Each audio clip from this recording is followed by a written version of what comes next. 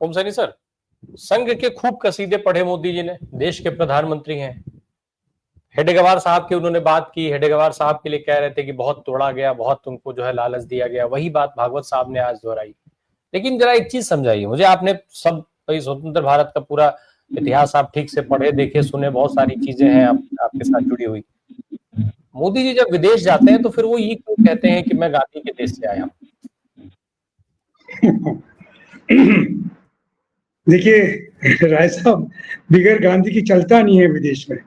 इनके न हेडगवारकर साहब का किसी को पता है कि कौन है वो, और न इनके जो बाकी नेता है उनके बारे में लोग जानते हैं। सर जो कुछ सर जाना ये जो जाता मेरा है सवाल है, सर ये जो मेरा सवाल है वो इसलिए है कि जितना महिमा मंडन 40 मिनट का भाषण आप सब में से किसी ने भी अगर गांधी पर केंद्रित मोदी जी का सुना हो तो प्लीज मुझे बताइएगा। मैं सुनूंगा उस भाषण को मोदी जी के। अगर मोदी जी ने कभी 40 मिनट का एक भाषण महात्मा गांधी पर दिया हो, महात्मा गांधी के देश निर्माण पर दिया हो, उनके विजन पर दिया हो, जिस आदमी का जन्म इस धरती पर हुआ है उसमें 10 अच्छाइयां और 10 बुराइयां दोनों हो सकती हैं, मैं उस पर नहीं जाता हूं। गांधी जी पर 40 मिनट का केंद्रित कोई वीडियो हो, इनफैक्ट 14 मिनट का कोई वीडियो हो तो मुझे जरूर बताइए। ओम सैनी सर, ये सवाल मेरा इसलिए था। ये असंभव है गांधी के बारे में इस तरीके से बयान दे देना कि साहब जो है वो 14 मिनट बोले हैं या नहीं बोले, ये उनके उनके बस की बात नहीं है। उनका चरित्र बड़ा अलग किस्म का है, उनका कैरेक्टर बड़ा अलग किस्म का है। वो एंटायर पॉलिटिकल साइंस के मास्टर हैं। एंटायर पॉलिटिकल साइंस में गांधी का कहीं जिक्र नहीं है, उसमें शायद शास्त्रीय बातों का जिक्र है, इसलिए उनसे इस तरह की अपेक्षा करना तो निरर्थक है। बहरहाल लेकिन मैं देख रहा हूँ कि जो कुछ चर्चा अभी चल रही है उस चर्चा के अंदर महत्वपूर्ण ये है कि संघ का ये जो स्वरूप सामने आने लगा है, ये अपने आप में बड़ा आश्चर्यजनक लगता है। ऐसा संघ नहीं था, क्योंकि मेरे मेरे साथ में बड़ा संवाद रहा गोविंद आचार्य का। वो मेरे हम उम्र हैं और बिहार में उन्होंने छात्र आंदोलनों के साथ में बड़ा काम करके अपना नाम किया था। स्वदेशी जागरण का उन्होंने प्रचार भी किया था। तो वो उस वक्त संघ एक करवट ले रही थी। संघ सामाजिक सांस्कृतिक संगठन से एक राजनीतिक संगठन बनने की चेष्टा कर रहा था, वरना पहले जो, और वो 80 से पहले नहीं हुआ, उस तरह जनसंघ के माध्यम से भी नहीं हुआ। तो उसी उसी उसी दौर में ये समझ में आया था कि जो कुछ ये बोलते हैं ये इनके पास में कुछ अपना नहीं है। जो कुछ है वो संघ के लोग जो देते हैं। हम लोग जो बच्चे थे तो लिखा करते थे कि वो एक झंडा लगा करके उसके चारों तरफ खड़े होकर के, और दक्ष आरंभ और अर्धवाम व्रत और पूर्वाम व्रत, और उसके बाद में खेलना स्टार्ट। हमारा इंटरेस्ट सब खेलने से था। बाद में समझ में आया कि बैठ करके राणा की जय जय, शिवा की जय जय, ये सब समझाते हैं। किस लिए समझाते हैं? तो धीरे धीरे लोग अपने आप छट जाते थे। तो वो हैसियत संघ की बनी ही नहीं। आज भी संघ की हैसियत, जब संघ के किसी आदमी से आप वर्ण वर्ण व्यवस्था के बारे में बात करेंगे, जाति व्यवस्था के बारे में बात करेंगे, तो वो टाल जाएगा, क्योंकि उससे उसका तत्काल उसका जो स्वरूप है वो सामने आने लगता है। उससे पता लगता है कि वर्ण व्यवस्था में उसकी हैसियत क्या है और जाति व्यवस्था में वो कहाँ टिकता है और किस तरीके से ट्रीट करने का सिलसिला होता है। तो राष्ट्रवाद का जो स्वरूप है जिससे कि सब कुछ ढक जाता है, ऐसा समझा जाता है, वो बिल्कुल नंगा हो जाता है, उससे कुछ पता नहीं लगता। तो ऐसे ऐसे में ढीक जो भी मारे वो ठीक है कि इन्होंने सब कर लिया, इसका इसके स्रोत भी बता दिए कहाँ से आया कैसे आया। वरना तो ये सब दक्षिणाओं पर जो ये विजयदशमी को जो पैसे दिया करते थे उससे ही संघ का संचालन होता था। इनके होल टाइमर्स को भी कोई पैसा वैसा मिलता नहीं था, वो उस तरीके का।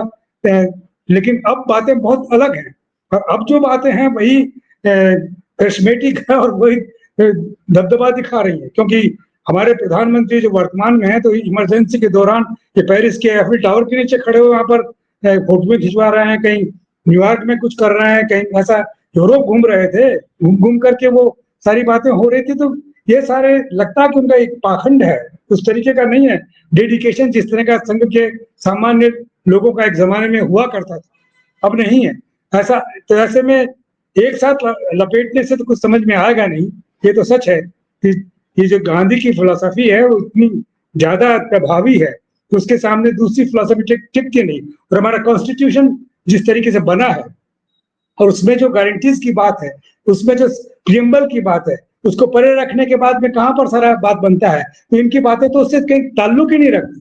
इसीलिए ये तिरंगे की इज्जत नहीं करने का सिलसिला इनके साथ में जुड़ा हुआ है, संविधान की इज्जत न करने का सिलसिला इनके साथ में जुड़ा हुआ है, और उसका कोई जवाब ही देते नहीं। क्योंकि बार बार, और लोगों को इतनी फुर्सत नहीं रहती कि वो फिर से सवाल कर सके, वो आगे बढ़ते रहते हैं। और आगे बढ़ते बढ़ते आज जो कुछ देख रहे हैं हम सारा कि सारे अखबार रंगे हुए हैं और उसमें सारा कुछ बताया जा रहा है कि कितना ये हुआ है। 1925 में दुनिया के दो ही संगठन थे, एक तो कम्युनिस्टों का संगठन था और दूसरा ये। तो कम्युनिस्टों का संगठन तो बिल्कुल जमींदोज हो गया और हम आज पूरी दुनिया में चर्चित हैं, सारी दुनिया हमारे ओर देख रही है।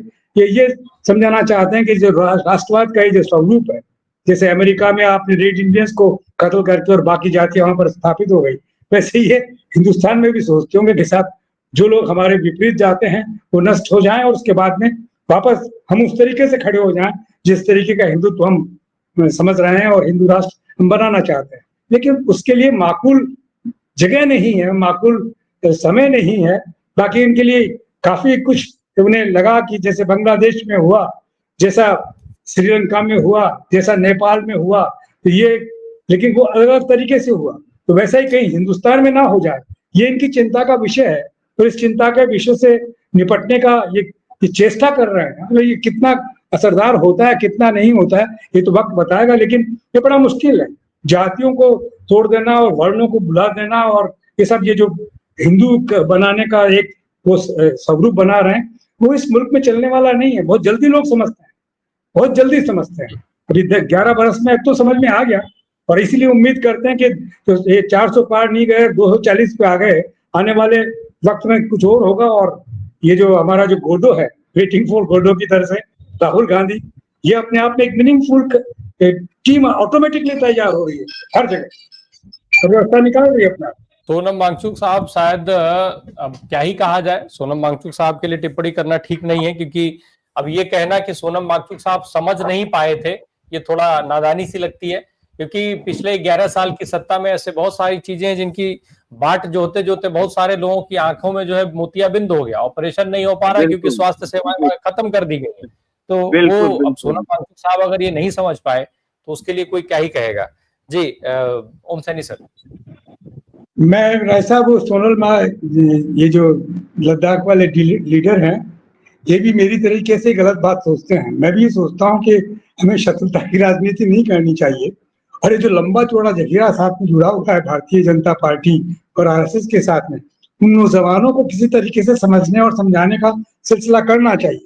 मेरी उम्मीद यही है। और ये अगर वो समझ गए तो सबसे बड़ा रिस्क होगा, वो सबसे बड़ी चुनौती होगी।